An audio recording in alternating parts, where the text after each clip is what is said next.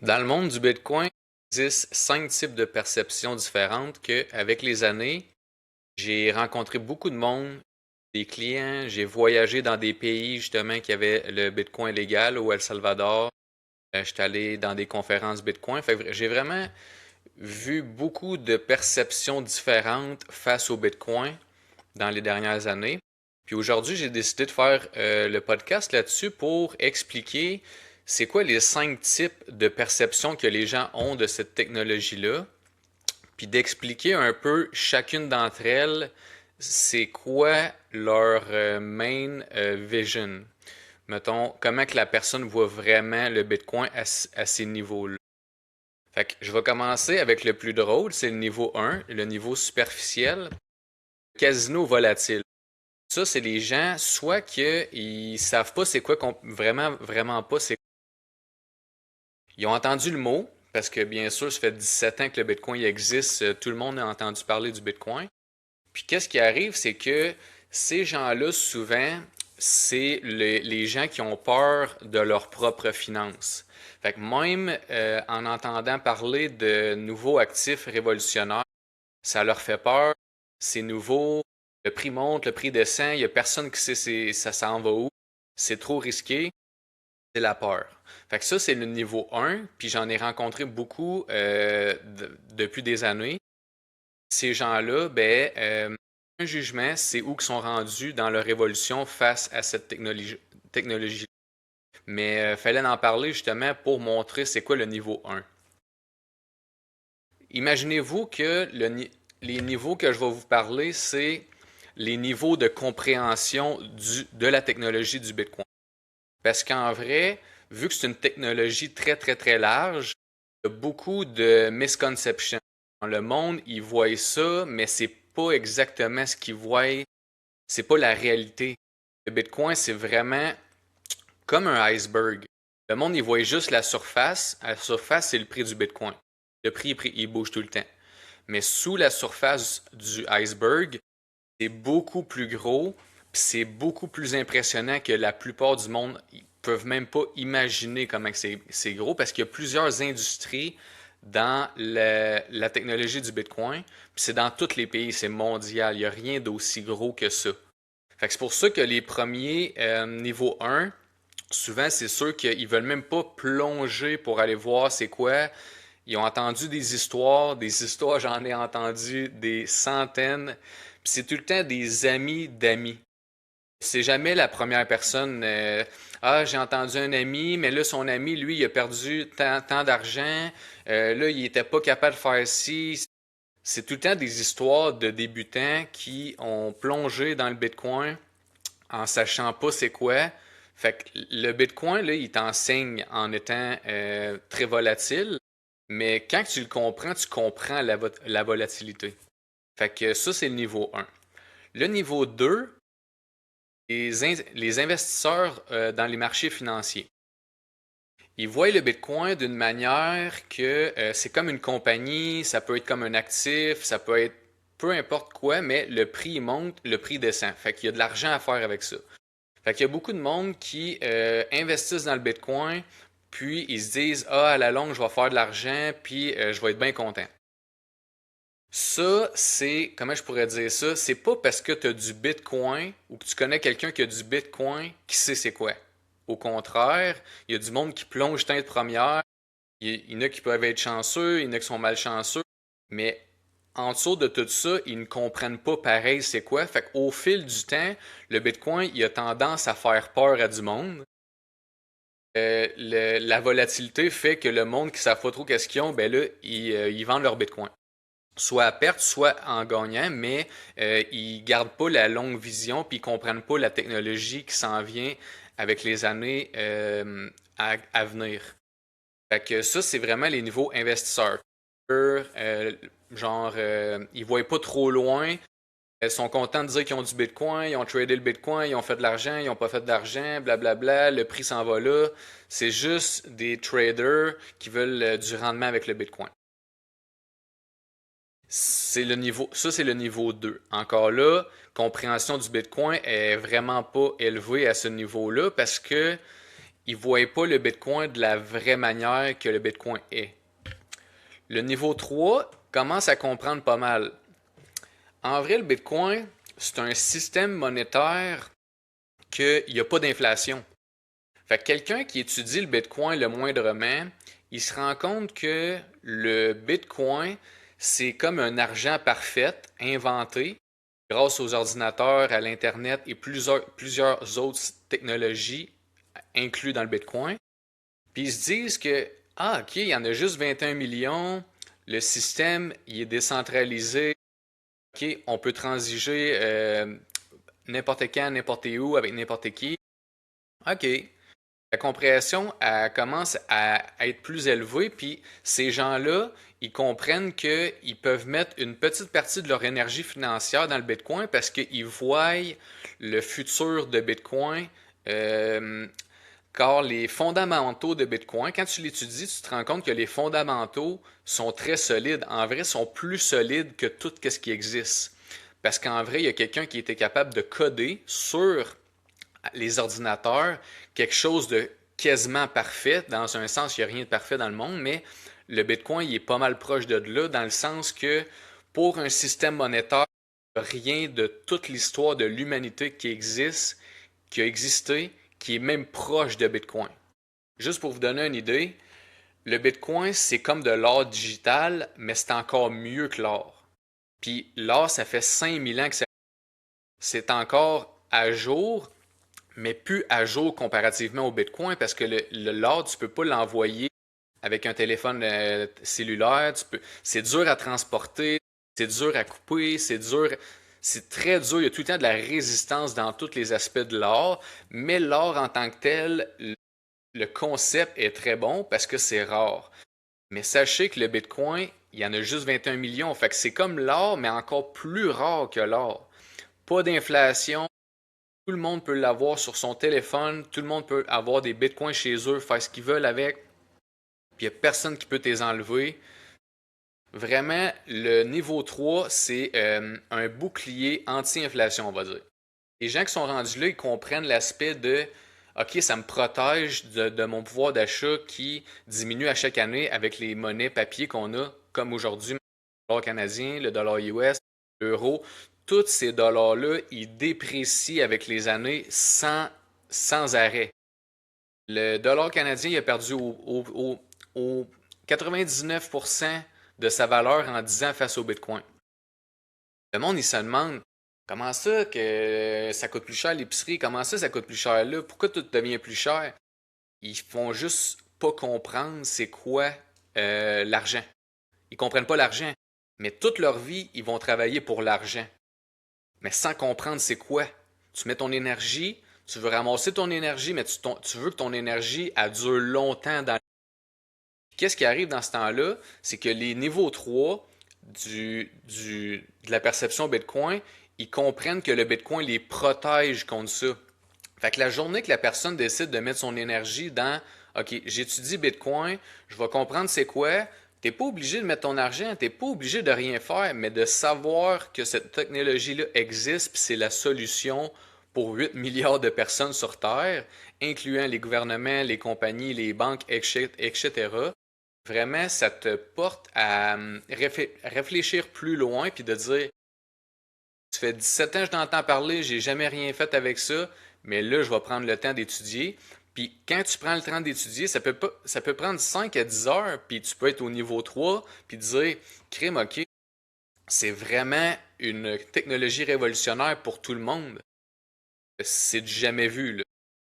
Fait que là, je vais passer au niveau 4. Le niveau 4, c'est une coche de plus. Qu'est-ce qui arrive, c'est que le, le, le système Bitcoin, c'est un système tellement puissant que il n'est pas hackable. Il n'y a personne qui peut le hacker. C'est tellement solide et sécuritaire. Même monétaire est le réseau le plus puissant de la planète. Quand on parle de puissance, on parle de puissance d'ordinateur qui protège les bitcoins à travers la planète. C'est un des seuls réseaux décentralisés, fait que c'est pour ça qu'il est aussi puissant puis aussi gros. Fait que vraiment, quand tu dis Je veux mettre mon énergie à quelque part, mais je veux pas perdre cette énergie-là, puis je veux qu'à long terme, qu'elle prenne de l'appréciation, mais qu'elle soit sécuritaire en même temps. Parce que si tu t'investis dans des affaires spéculatives, que oui, ils peuvent monter beaucoup, mais c'est risqué, c'est pas tant une bonne idée. Mais le Bitcoin, lui, versus toutes les autres affaires, c'est que ça reste que c'est un système monétaire incorruptible. Incorruptible, là, c'est juste pour vous dire, en 17 ans, il y a beaucoup de gouvernements qui n'aiment pas le Bitcoin parce qu'il enlève le pouvoir aux banques puis au gouvernement. Mais s'il aurait été capable de l'arrêter, il l'aurait déjà fait. Mais c'est impossible de l'arrêter. Le Bitcoin, c'est une machine qui s'en va à l'infini. On va mourir, puis le Bitcoin, il continue pareil. Le Bitcoin, c'est tout le temps, il travaille tout le temps, il respecte le protocole, puis il fait juste faire les transactions pour tout le monde sur la Terre en même temps. C'est une technologie qui est tellement nouvelle puis mal comprise et grande que le monde ne prend pas le temps d'analyser vraiment c'est quoi que ça fait dans la vie le Bitcoin. Fait que rendu là au niveau 4, les gens qui se disent OK, je peux avoir mon argent chez nous avec des mots de passe, puis je peux faire ce que je veux quand je veux, je peux l'emmener où je veux, dans n'importe quel pays, puis je vous le dis, on le voit présentement, on en parle dans tous les podcasts.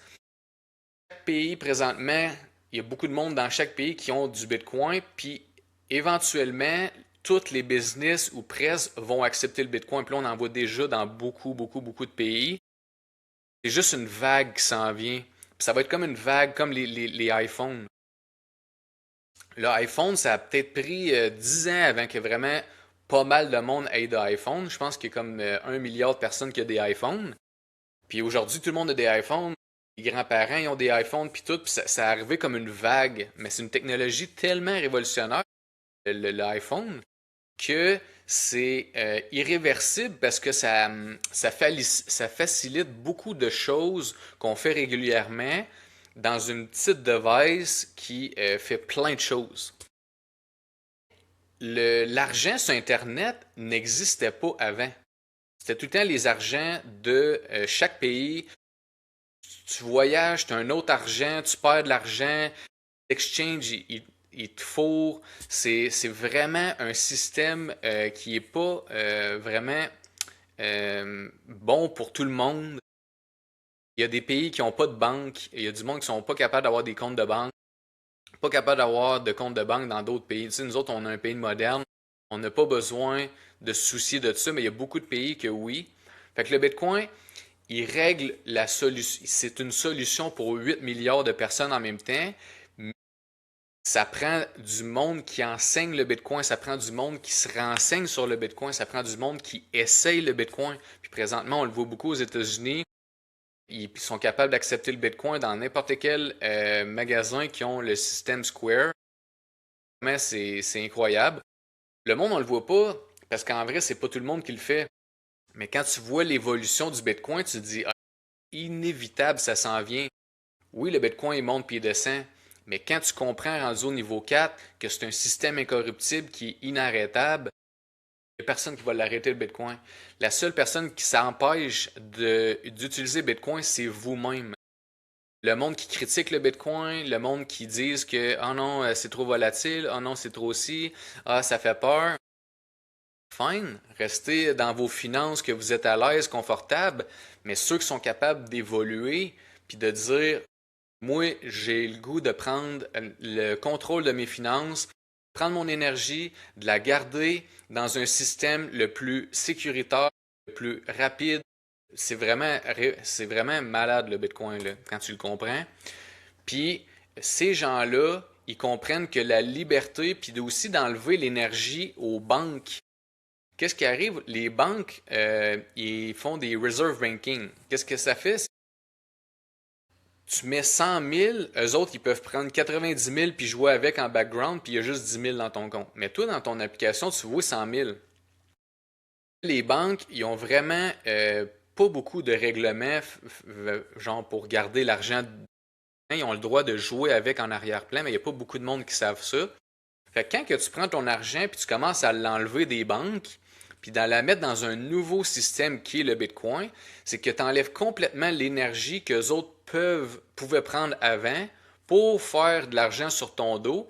Mais là, ils peuvent plus faire ça parce que la personne qui enlève son énergie du système banquier, ben, il la garde chez eux, l'énergie reste à toi. Tu es en contrôle de ton énergie. Puis, quand tu es rendu au niveau 4, que tu le sais que c'est un système incorruptible, c'est inévitable que tout le monde un jour va avoir une exposition au Bitcoin, puis ça se fait déjà présentement, même à la bourse. Les fonds de pension y investissent en Bitcoin, les fonds de pension des États, les fonds de pension, même je pense Air Canada ont un fonds de pension en Bitcoin. Ils ont des expositions au Bitcoin parce que c'est inévitable. Mais vraiment, c'est quelque chose à étudier qui est très important. Puis le niveau 5, c'est vraiment la dernière perception. Le réseau mondial révolutionnaire, euh, on le sait que ça s'en vient partout dans le monde. C'est facile à utiliser. C'est comme les iPhones. C'est la même affaire. Le monde, ils sauront pas c'est quoi le Bitcoin, mais ils vont l'utiliser pareil. Comme un char, comme un téléphone portable. On ne sait pas trop comment ça marche, mais tout le monde sait quand même un peu comment l'utiliser. Le Bitcoin, ça va être la même affaire. Ça s'en vient ultra simple à utiliser. Puis ça va être l'argent global pour tous les pays puis tous les humains sur Terre. Fait que vraiment, il y en a qui veulent changer de pays. Fine. Si tu as du Bitcoin, tu arrives dans l'autre pays, c'est la même monnaie. Il n'y a pas d'échange, il n'y a pas de perte. Tu peux emmener tout ton argent dans un autre pays, ce qui n'est pas possible présentement avec les systèmes banquiers qu'on a. Il y a tout le temps de la résistance, la paperasse à remplir, tu perds avec les exchanges. C'est pas vraiment top le système qu'on a. Fait que le Bitcoin il enlève toutes ces résistances-là one shot, puis il donne la permission à tout le monde sur la planète de faire ce qu'ils veulent avec leur argent, puis de l'avoir à eux autres, chez eux, avec des mots de passe.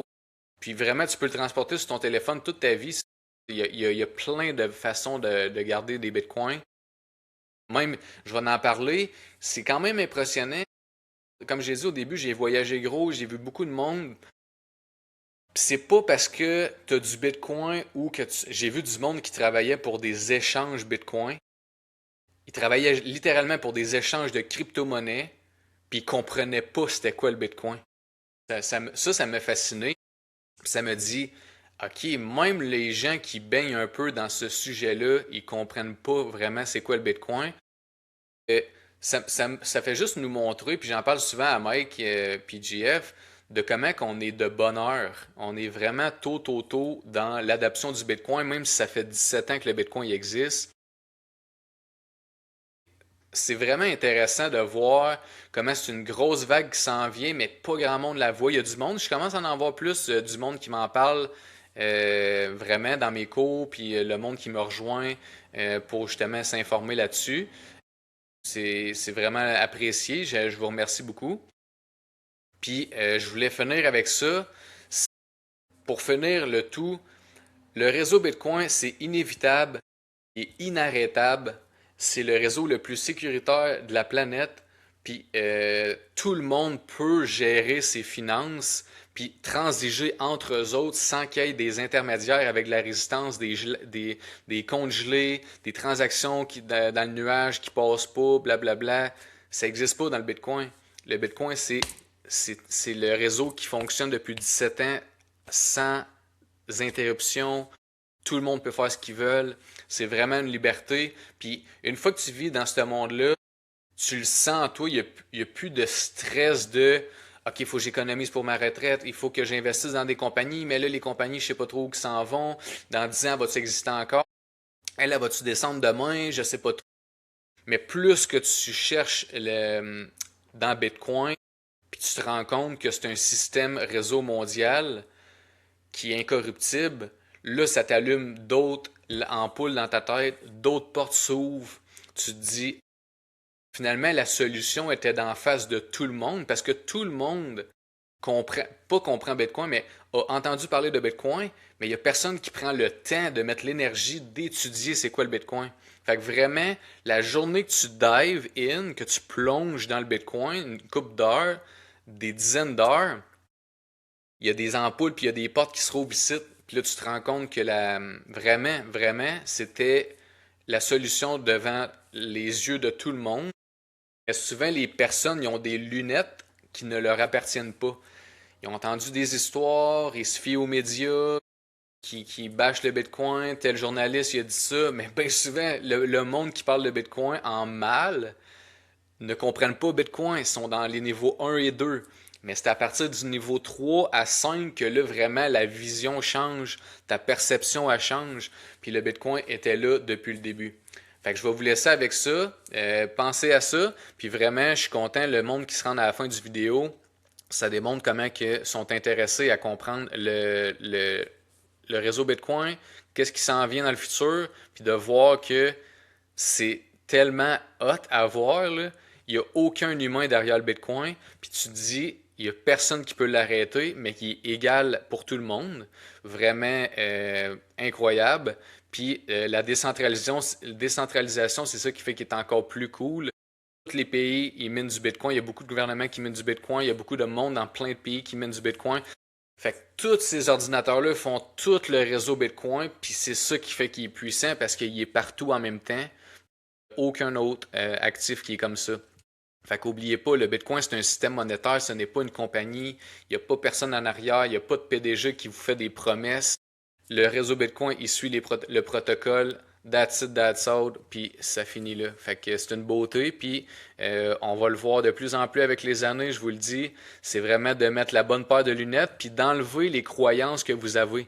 De dire, OK, j'ai entendu des histoires, c'est des amis, je suis pas sûr. Bien souvent, on le sait que les histoires, c'est inventé, c'est tout flou, c'est refait.